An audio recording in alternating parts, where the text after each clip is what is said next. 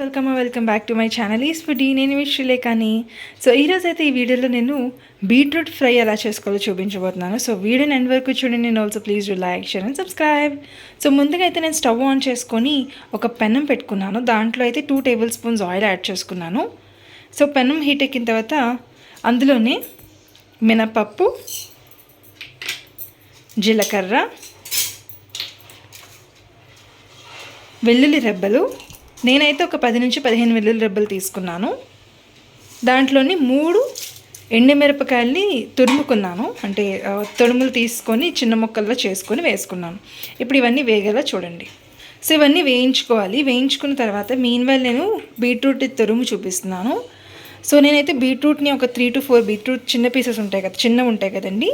So 3 నుంచి 4 పెద్ద చిన్న బీట్రూట్స్ని తీసుకొని ఇలా ఒక తురుములా చేసుకున్నాను. దీంతో ఇప్పుడు మనం ఫ్రై చేసుకోవాలి.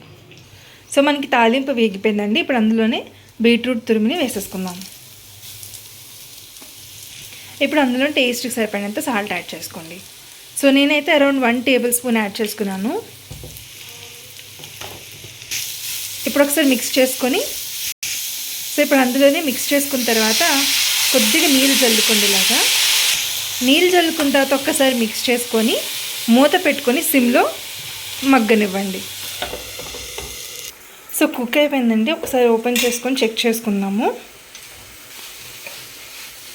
అలా సిమ్లో అలా మగ్గుతుంటే మనకి ఆల్మోస్ట్ కుక్ అయిపోతుంది. ఆవిరి మీద ఉడుకుతుంది అనమాట మనకి బీట్రూట్ కూర కాబట్టి బేగానే ఉడికిపోతుంది. అంతే, ఎంతో టేస్టీ అయిన అండ్ హెల్దీ అయిన బీట్రూట్ ఫ్రై అనేది రెడీ అయిపోయింది. సో మీరు కూడా మీ ఇంట్లో ట్రై చేసి మీకు ఎలా వచ్చిందో తప్పకుండా నాకు కామెంట్ సెక్షన్లో చెప్పండి. ఎప్పుడైతే స్టవ్ ఆఫ్ చేసుకొని మనం దీన్ని సర్వ్ చేసుకుంటే రెడీ అయిపోయింది.